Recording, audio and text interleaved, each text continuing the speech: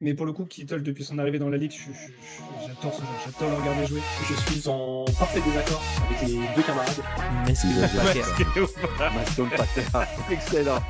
S'il continue alors qu'il est taillé comme un tuteur à géranium en plus.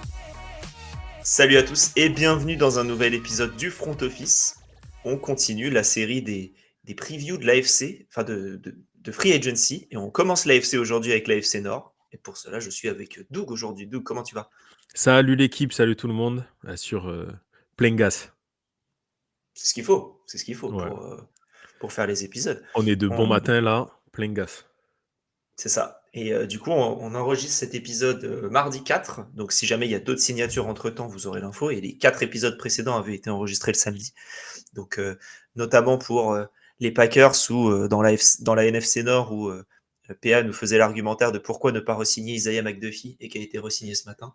Et ben voilà, allez écouter ça et voilà, vous avez un peu comme ça la temporalité. Après, je veux dire, on a sorti l'épisode avant qu'il re-signe. L'info est tombée genre une demi-heure après. Non, c'est sorti. Ouais, oui, c'est vrai. Oui. Même il est sorti après, ouais, c'est vrai. Donc on n'a pas eu de chance. On n'a pas eu de chance là-dessus. Mais du coup, aujourd'hui, on va faire l'AFC Nord et on a un peu de chance parce que sinon, je pense qu'on aurait tous parlé de T. Higgins. Mais il a été signé, donc on va pouvoir ne pas en parler. Et ben, on va faire du coup Ravens, Bengals, Steelers, Browns, leur saison dernière, le cap disponible, les besoins et quel joueur à garder, à le faire partir et à faire venir.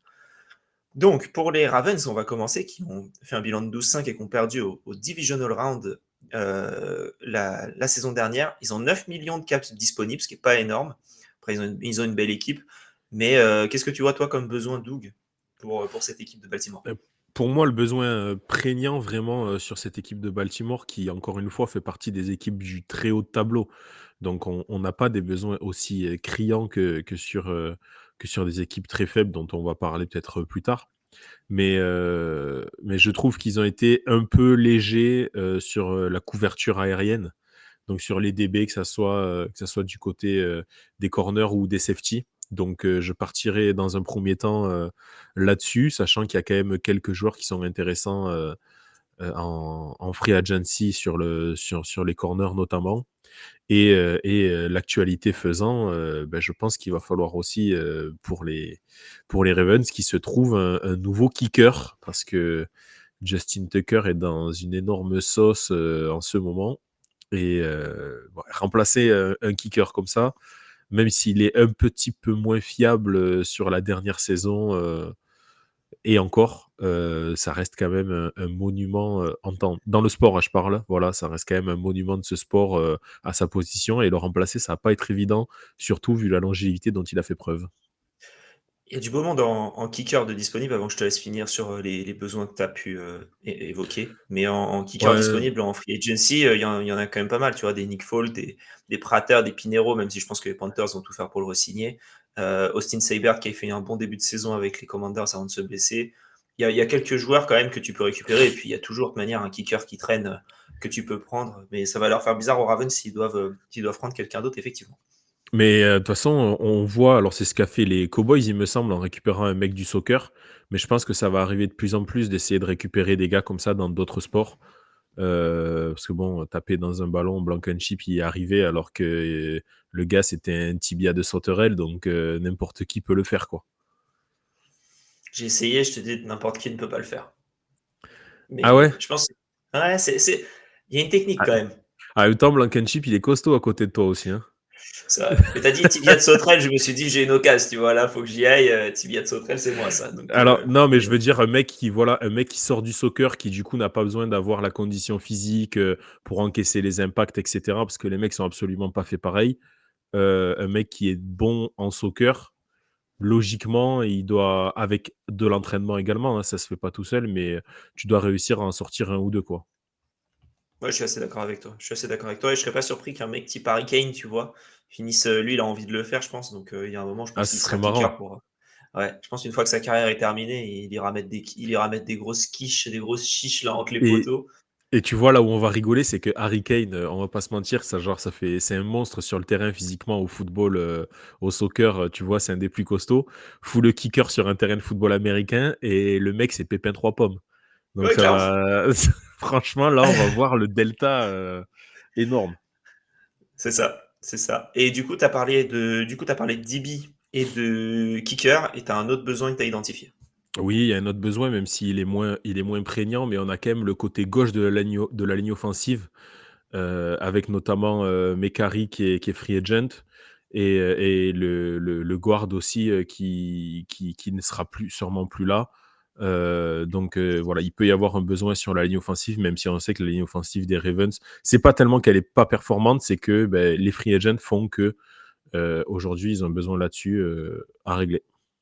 Ouais, bah du coup, je vais enchaîner avec ça parce que en préparant l'épisode, on pensait que PA serait là, et au final, il n'est pas là, hein. Donc, on va quand même noter ce qu'il a dit parce que pour lui, le gars à garder, c'est Mekari sur Ouais. le côté gauche, et un joueur à attirer, c'est Cody Ford, un left guard. Donc, il a aussi identifié le côté gauche de la ligne, comme tu as pu le dire.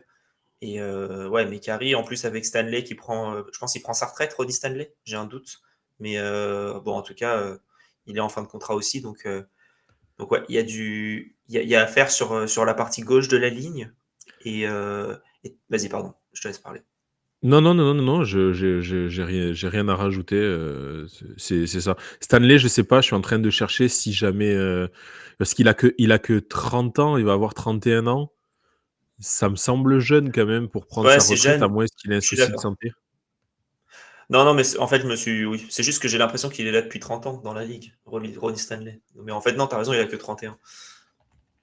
Donc, tu vois, ils ont leur left tackle et leur guard qui sont free agent, et ça, c'est quand même très préjudiciable. Ouais, de ce que je vois, ouais, les Pats seraient prêts à foutre 125 millions sur lui, sur Ronnie Stanley. Donc, je pense qu'avec les petits 9 millions de salary cap, ça m'étonnerait qu'il reste du côté des Ravens cette saison. Ce qu'il y a, c'est que quand tu as en fait, sur la ligne offensive, tu vas avoir, on va dire, 5 joueurs par position qui sont vraiment au-dessus du lot. Stanley, il en fait partie, côté aveugle. Et après, tout le reste sont un petit peu interchangeables dans la ligue. Donc, quand tu en as un qui est vraiment hyper performant, ils sont hyper payés aussi. Mais le poste de left tackle, on y reviendra sur les tableaux noirs, mais c'est vraiment peut-être le poste le plus important sur la ligne, avec celui de centre qui a la relation avec le QB. Mais le left tackle, il garde le côté aveugle du coup du quarterback. Donc, en fait, il va protéger son dos. Donc, la relation de confiance qu'il doit y avoir entre les deux, elle est énorme. Ouais, ouais, ouais, assez d'accord, assez d'accord. Et tu parlais aussi des besoins au niveau corner. Avant que je parle du joueur, moi, que j'ai envie de faire venir, PA disait que Tredavious White, il fallait absolument s'en séparer. Donc, effectivement, il n'a pas fait une énorme saison. Mais je pense qu'il trouvera preneur parce que c'est Tredavious White et que je pense qu'il lui reste encore une ou deux saisons dans les jambes avant que plus personne ne lui fasse confiance. Le nom, quoi qu'il arrive, a un impact, mais sûrement pas aux Ravens. Ouais. De mon côté, moi, le joueur à garder, déjà rien que pour son nom, mais surtout pour son importance dans le jeu de course, c'est Patrick Ricard. Patrick Ricard, super fullback, c'est un des. D'ailleurs, quand tu peux citer un fullback en général, c'est que le gars est bon. Moi, je peux en Ouais. citer deux peut-être. Ricard et Juszczyk. Après, je peux le Il- prononcer difficilement, Juszczyk, donc est-ce que je peux réellement le prononcer? Je sais pas. Mais Ricard très fort. Ils vont continuer de s'appuyer sur la course au moins une saison avec Derrick Henry, avec toujours Lamar Jackson qui est dans ton top 11 des running backs, on rappelle Doug. Euh, mais voilà, un gars comme Ricard, ça va pas coûter cher. Et puis voilà quoi. C'est très dommage. Par contre, son numéro, j'ai regardé, c'est pas 51, c'est 42. Et je trouve que tu vois Hop, pour. hop, hop, hop, hop, hop, hop, hop, hop, Parisien, là, calme-toi. Le Ricard et le 51, c'est pas pareil. C'est vrai. Donc, c'est C'est vrai. normal Mais que ça ce soit que pas je veux dire, pareil. c'est que j'aurais trouvé ça drôle, tu vois, que le mec, Ouais. il ait le cumul. Si c'est le 45, c'est le Ricard. Eh ben, plus que 3 alors. On va demander, faire une pétition pour augmenter son numéro de 3, pour qu'il soit 45. Mais ouais, donc moi de mon côté, c'est Ricard. Au niveau des joueurs à faire partir, bon, facile, hein, mais j'ai mis Deontay Johnson, juste que de toute manière, je pense pas qu'il y ait besoin de le garder et d'envie de le garder. Mais juste pour rappeler à quel point ce gars-là est une quiche monumentale, et dans le vestiaire, ça a l'air d'être un cancer absolu. Et sinon, au niveau du joueur à garder, moi, ce que je voulais parler, c'est au niveau du joueur à faire venir. J'ai regardé un peu les corners et c'est Christian Fulton des Chargers que je pense serait très bien dans cette équipe. Euh, à voir après à quel point il demande de l'argent. Quand tu regardes sa market value, elle est assez faible, ce qui m'étonne parce que le mec il a 25 ans. Bon, après, il aurait peut-être été signé par les Chargers si il avait une plus grosse market value. Mais voilà, s'ils arrivent à faire ce type de coup-là, et ben voilà, je trouverais ça pas mal. Tu vois, même style un Rasul Douglas dont on a parlé, non, on n'a pas encore parlé des Bills. Mais tu Non. vois, un Rasul Douglas ou quoi, c'est le genre de. Au-delà de son nom magnifique, ça peut être le genre de joueur aussi qui peut coller, quoi. Est-ce que s'il signe aux Bucks, Rasul Douglas, t'achètes un maillot? Et tu sais, non, parce que ça serait ridicule. Genre, les gens connaîtraient pas Rasul Douglas. Et genre, ils penseraient que je serais le genre de tocard qui met mon propre nom sur un maillot. Ok. On se, comment dire, on récupérera le maillot. J'ai un de mes meilleurs potes, on lui avait acheté un maillot pour son anniversaire. Il est fan des Bucks et on lui avait acheté le maillot de Doug Martin. Ah, pas mal. Voilà. Ça, c'est un peu mieux, tu vois. Comme ça, il y a écrit Oui. Martin et là, on est sûr que t'es un tocard qui met son nom derrière. Ouais, c'est vrai que. Tu vois, ouais. Là, j'y vais la semaine prochaine. Là, je suis à une semaine du départ. Je vais essayer de me trouver un petit maillot de Graham Barton. Voilà. On va, Ça fera l'affaire. Ce sera on pas va mal. chercher ça. Est-ce que tu as quelque chose à rajouter sur les Ravens? Non, non, non. Très complet. Passons aux Bengals, du coup, qui ont fait 9-8, qui n'ont pas été en playoff à la dernière seconde, qui ont 39 millions de salary cap. Ils avaient beaucoup plus, mais ils ont signé T. Higgins au franchise tag pour 26 millions. Et bon, c'est bon, ils ont fait la partie de l'attaque. Maintenant, pour toi, faut aller de l'autre côté. Ah ben, clairement, de toute façon, même je serais allé de l'autre côté, même avant qu'ils fassent cette partie de l'attaque-là. J'aurais préféré qu'ils renforcent la défense qui leur a coûté les playoffs que de re-signer un T. Higgins en receveur 2, personnellement. Voilà, je trouve que c'est plus important d'essayer de... Parce que bon, tu peux avoir qui tu veux comme receveur. Si jamais comment dire, si jamais tu n'as pas le ballon parce que c'est ta défense qui est sur le terrain et qui peut rien arrêter, ça sert à rien. Donc j'ai mis toute la défense parce que franchement, cette défense, à part le très très bon Hendrickson, ben il n'y a pas grand chose. Totalement d'accord avec toi. Et c'est visiblement aussi ce que PA voyait, puisque lui, il veut garder Von Bell en safety dans l'effectif, qui effectivement est peut-être un des meilleurs défenseurs de cette saison. Après, la barre est basse, mais tout de même. Et lui, il veut faire venir Carlton Davis en corner. Ouais, ben c'est un peu. Tiens, professeur, qu'en penses-tu, professeur Gilchi, de faire venir Carlton Davis? Je pense qu'il serait très content de le voir partir des Lions. Ouais, ok. Non, mais tu vois, Voilà. c'est mettre encore un nom. Alors, je peux me tromper là-dessus, mais j'ai l'impression que les Bengals ont un petit souci. Alors, c'est pas du tout inhérent au quarterback ou quoi, mais c'est qu'ils ont des noms sur lesquels ils s'appuient. Ils vont s'appuyer sur Burrow, sur Chase, sur Higgins, sur Hendrickson, et tu as l'impression qu'autour, il n'y a rien. Ben, moi, je pense que les noms, ça suffit. Ils en ont assez déjà. Et qu'il faut se mettre un petit peu avec des soldats autour qui vont bosser pour ces mecs-là. Mais venir encore empiler un nom, Carlton Davis, je vois pas trop. Enfin voilà, j'irais plutôt chercher des mecs, des besogneux, des gars qui vont fermer leur gueule et qui vont faire le taf. Ouais, limite aller en chercher 3 corners. Ouais, Un voilà. peu, t'en prends 3, t'en auras un qui fonctionnera, quoi. Tu fais la Je- technique Howie Roseman. Tu prends voilà, par là. l'entonnoir, tu vois, la technique drague en boîte de fin de soirée. Tu vois, t'en prends plein et il y en a bien une qui dit oui. C'est à la fatigue, quoi. Ouais. Ah, d'accord. Eh bien, eh bien. Euh, et lui, il veut faire partir Trent Brown sur sur le right tackle. Bon, ils ont déjà fait partir Kappa, le centre ou garde, j'ai un doute entre les deux. Bon, les fans des Bengals, visiblement, sont contents parce qu'il était mauvais. Après, quand il avait été signé, c'est une bonne signature. Mais bon, si sur les 2 dernières années, il est mauvais, il est mauvais. Et voilà. Moi, de mon côté, le joueur à garder, j'ai envie de garder Mike Gesicki parce que je pense que ça coûtera pas très cher. Que au niveau de la défense, pour moi, il n'y a pas grand-chose à garder. Donc, j'ai pas envie de garder quelque chose de la défense. Et Gesicki, c'est bon. Et voilà. Ils avaient besoin d'un tight end depuis pas mal d'années. Ils en ont enfin un. Et je trouverais ça bête de le faire partir. Ouais, mais tu vois, Gesicki, Spotrac le donne à 6,7 millions par an. Je trouve ça très cher. Alors, on n'est pas encore sur le. On n'est pas encore sur la draft, mais j'ai l'impression que la QV est grande en tight end et Ouais, enfin, je trouve ça cher pour Gesicki, non? Pratiquement 7 millions. je Il suis a 2,5 en je ce suis d'accord moment. avec toi. Je suis d'accord avec toi, c'est cher et je pense que son prix va baisser par rapport à la QV de À la Tiden qui est draft, bien ouais. meilleure. Ouais. Et je pense que du coup, il va venir pour sûrement moins cher que ce qui est annoncé. Je serais OK. pas surpris qu'il signe pour 4 millions, 5 millions Oui, à peu près. à ce moment-là, autant garder Gesicki, en effet. Le joueur que j'ai envie de faire partir, c'est leur kicker, Cade York, nul cette saison. Il a été catastrophique. J'ai regardé, c'est le 4e pire pourcentage de field goal sur la saison. Il est free agent, je crois qu'ils en ont un autre de toute manière, donc je crois qu'ils ont toujours Heu, McPherson. ouais, beh, c'est ça, j'allais dire Evan McPherson, il est où? Bah voilà, bah, en tout cas, je sais plus s'ils l'ont, mais en tout cas, je vais regarder, ça me fait penser du coup. J'avais juste vu qu'il était. En fait, en regardant la liste des joueurs à éventuellement faire partir, je me suis dit, ouais, bah peut-être lui. McPherson, il est sous contrat. Attends, hop, non. Est-ce qu'il est encore sous contrat? Ouais, il est en contrat jusqu'en 2028, donc en fait, il n'y a pas trop de questions à se poser là-dessus. Ouais. Mais bah, voilà, bon, c'était juste ça parce que Peut-être Cade qu'il était York, c'est blessé à un nul. moment et Ouais, Cade York, c'est nul, et je pense qu'il va signer dans une équipe et ils seront très tristes de le récupérer.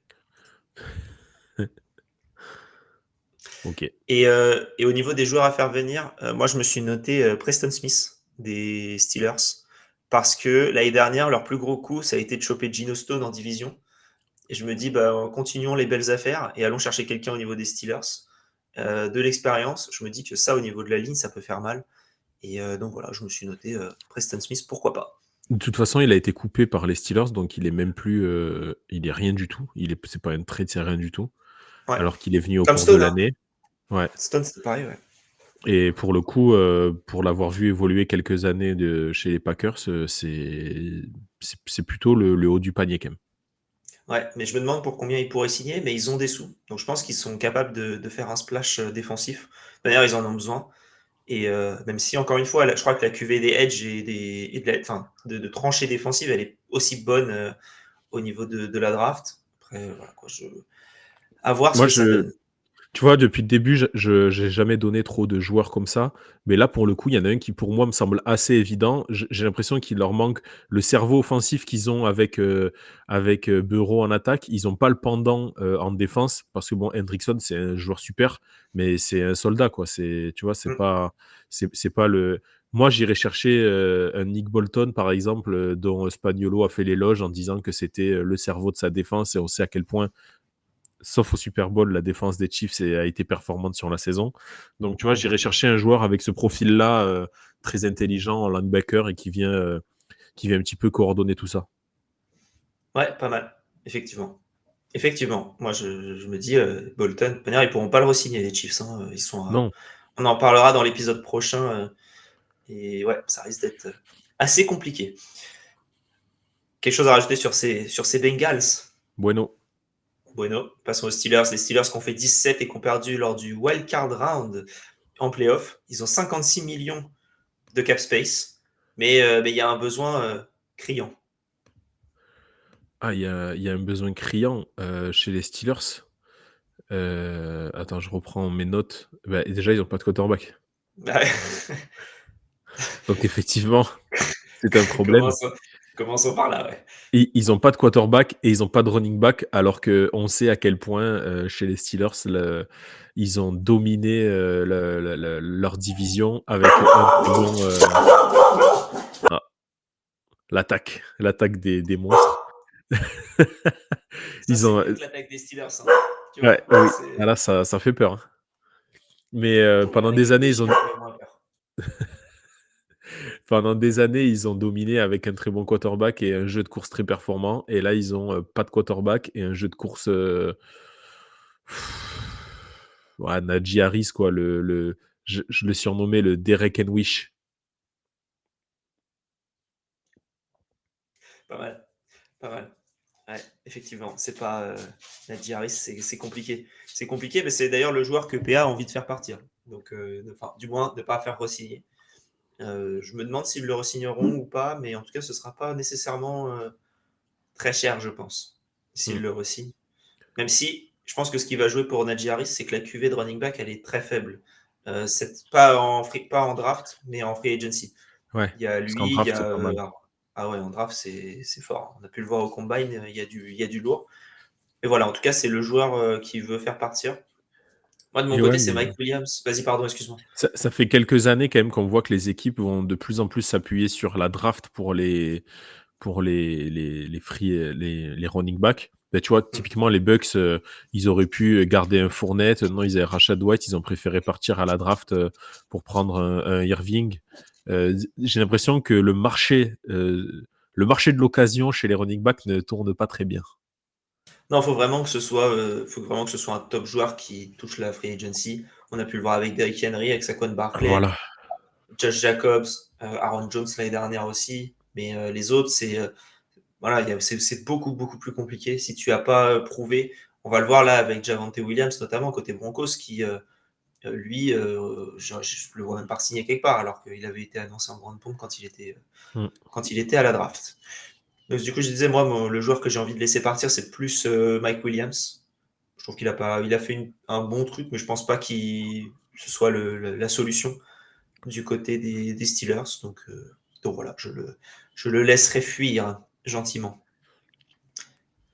Et après, avec PA, on n'est pas d'accord sur le joueur à garder, et en l'occurrence, le QB à garder. Lui, il veut garder Russell Wilson. Moi, je préférerais qu'il garde Justin Fields, notamment parce que je pense que Russell Wilson, il a son destin qui l'attend du côté de Las Vegas.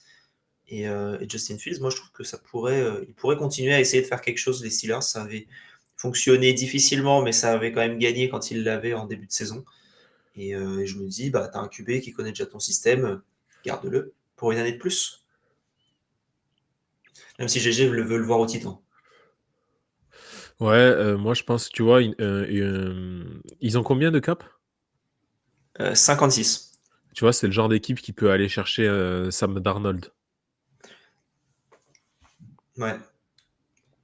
Ou Aaron Rodgers. Aaron Rodgers, si apparemment ça parle de lui aux Giants, ça serait tellement drôle. Je rigole, si c'est le cas. Je ris. Je ris. Mon pied. Ah ouais, là, oh là là. Au moins, bon, le chemin vers le stade pour faire 4 snaps sera le même, donc c'est bien. Ouais, non mais voilà, ah ouais, bah, si c'est Sam Darnold, oui, ça pourrait le faire effectivement. Après, à voir comment ça se passe effectivement. Mais voilà. Est-ce que toi, tu as un joueur que tu voudrais garder côté Steelers? Je te prends peut-être au dépourvu là. Ouais, tu me prends un petit peu au dépourvu. Il n'y a pas grand-chose. Peut-être, tu vois, par exemple, je trouve que S'il y a grand-chose, je suis sûr. hormis comment il s'appelle, du coup, le receveur Pickens. Hormis Pickens, c'est très, très, très léger du côté de la room des receveurs. Et j'irais peut-être garder, tu vois, un Van Jefferson en 3, prendre un petit jeune à la draft, essayer de le faire monter en 2 et garder un Van Jefferson en 3, c'est pas très cher. On sait ce que ça vaut, mais tu vois, il prenait 1 million 2, 1 million 3. Spotrac le donne à peu près en dessous de 2 millions. Voilà, pour un receveur 3 à ce prix-là, c'est pas mal. Je garderai peut-être Van Jefferson. Ok. Et après, au niveau des joueurs à faire venir, bon, PA avait noté avant hier qu'il voulait voir T. Higgins aux Steelers. Ça va être compliqué. C'est raté. Moi, de mon côté, j'aimerais bien voir Aaron Jones aux Steelers. Il est free agent. On parlait du besoin de running back. Et dans cette attaque-là, avec Arthur Smith qui aime bien courir, je me dis que ça pourrait être beau. Enfin, ça pourrait être beau. Beau, c'est pas forcément le bon terme. Mais je pense que voilà, ça serait bien d'avoir Aaron Jones dans cette équipe-là. Ouais, ça peut coller, ouais. Ouais, sauf que Aaron Jones ne joue que en NFC Nord, donc il signera aux Bears. Je crois que c'est le principe. Quelque chose à rajouter sur les Steelers? Bueno. Passons aux Browns de Cleveland qui ont fait 3-14, qui ont le deuxième pick à la draft et qui ont moins 31 millions de cap space. Et en plus de ça, ils ont des besoins. Putain, la vraie franchise de la loose, hein, Cleveland. C'est ouais. Quand tu vends ton âme au diable comme ça, après c'est compliqué de Il y a des fois des choix dans la vie, tu les payes longtemps après. Ben, c'est exactement ce qu'ils ont fait avec en prenant ce quarterback, en prenant Voldemort. Voilà, ben, ils ont des besoins, oui. Ben, du coup, ils ont besoin d'un quarterback, ils ont besoin d'une ligne, ils ont besoin de receveurs.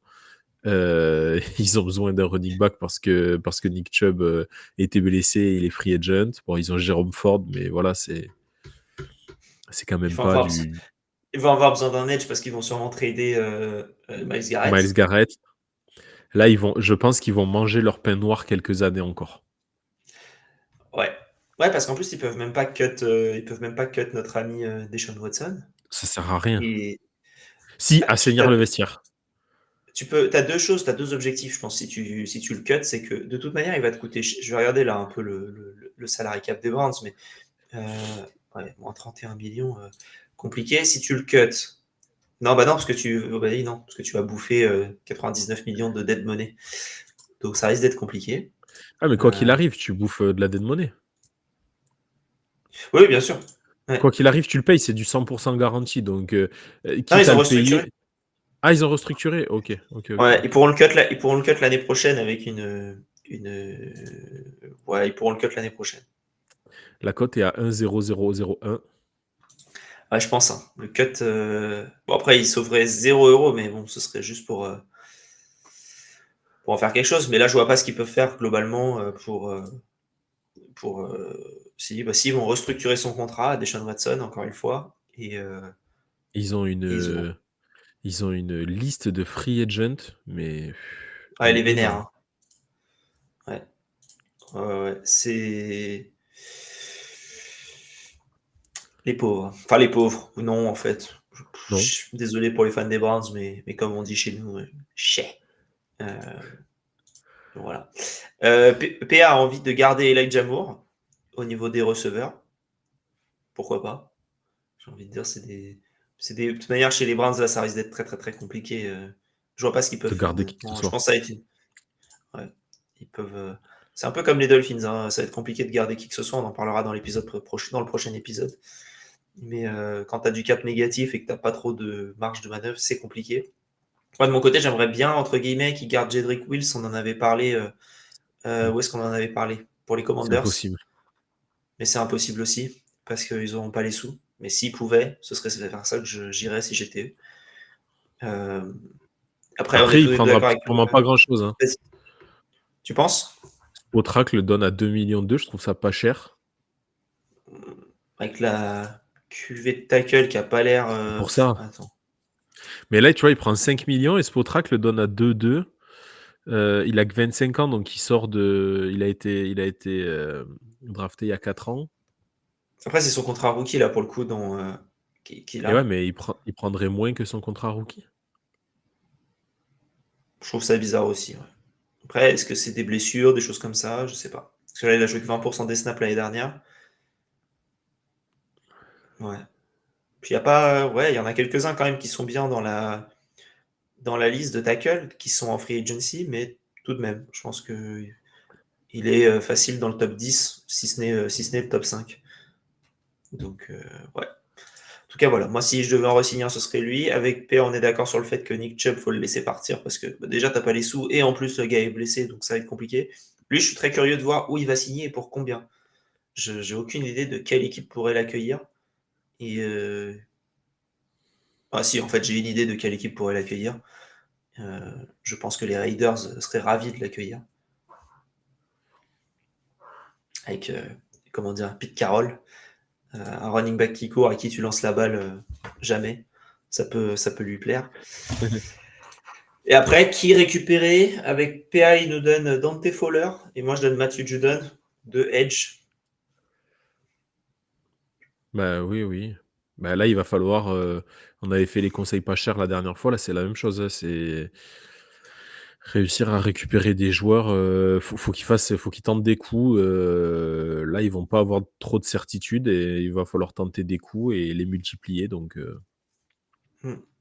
Sachant qu'entre nous, trader Miles Garrett, je comprends pas le move du tout. bah, s'ils n'ont pas le choix, le mec, s'il veut plus, il veut plus. Hein, au bout d'un moment. C'est vrai, effectivement. Il y a ce point-là, oui. C'est le mec, il a plus envie de jouer, ouais, c'est compliqué. Tu sais, je pense que les Compliqué. mecs, surtout un mec comme Garrett qui a été drafté là-bas, qui a toujours joué là-bas, voir ta franchise être la franchise la plus détestée parce que tu fais un move dégueulasse et qu'en plus ça marche pas, t'en as peut-être plein ton cul. Et puis bon, tu vis à Cleveland, quoi. Tu es pas non plus, tu vois. Ouais. Oui, je vois ce que tu veux dire. T'es pas à Los Angeles ou à Tampa. Voilà, t'es pas au top. Tu te dis pas, vas-y, ta femme, elle te fait pas chier pour rester absolument. C'est vrai, t'as pas tes quartiers dans un bateau de pirates, Non. comme l'avait David. Donc, compliqué, compliqué. Quelque chose à rajouter sur cette franchise de la loose? Ben non, non, on a dépassé le temps, mais on a réussi à venir. Sans- Parce qu'il y a beaucoup de choses à dire quand même sur cette division, faut le dire. Ouais. Sachant que les Browns, ils sont tellement dans la loose que même quand ils ont le pire bilan de la ligue, ils ont pas le premier pick. Ça, je trouve ça fort. Voilà. Et les Giants, pareil. Hein. On n'en a pas parlé, mais les Giants, pire bilan de la ligue, et ils ont le troisième pick. Donc, franchement, ouais, Comment ça se fait? c'est les, comment dire, les forces de planning qui font. Donc, ils prennent tous les adversaires et regardent qui a les meilleurs bilans au cumulé des adversaires en commun, je crois. Pas des adversaires en commun, mais ils font les bilans. Ils regardent Ouais, tous les bref, adversaires, ils font le il y a des bilan calculs. complet. Voilà, calcul. C'est des maths, c'est pas pour nous ça. Nous, on regarde ni Non. les matchs, ni on fait des calculs, ça fait beaucoup. Donc, on Ouais. parle juste. Enfin, je parle pour GG et moi, après vous, c'est un peu différent.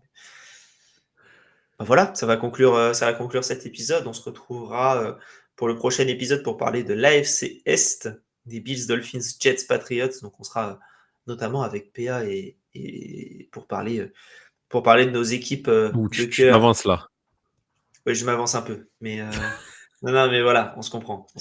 Avec PA, il va falloir qu'on en discute quoi qu'il arrive. Donc voilà. Et bah, du coup, on n'a pas fait la promo, mais suivez-nous partout, le front office.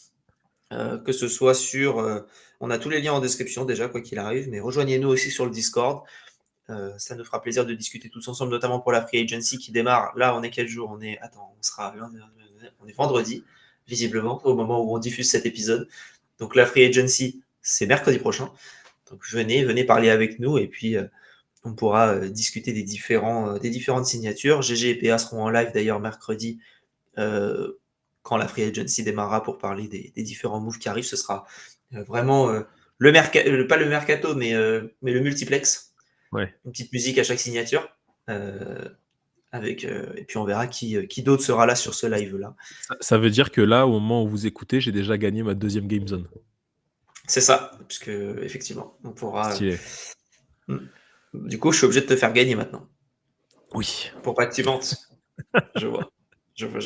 Bon, eh ben, écoute. Du coup, si vous ne l'avez pas vu en direct, n'hésitez pas à aller revoir la Game Zone qui est disponible sur YouTube également. Où on était ça fait bizarre de parler du passé de quelque chose qui n'est pas encore passé, mais on était avec Doug, Alex, Pierre de Bills France et Victor Roulier. Voilà, notamment avec cette magnifique photo de Doug et Victor. Allez. Plus qu'à vous souhaiter à tous une bonne journée. Merci de votre écoute. Merci Doug d'avoir fait l'épisode. Et vive le football.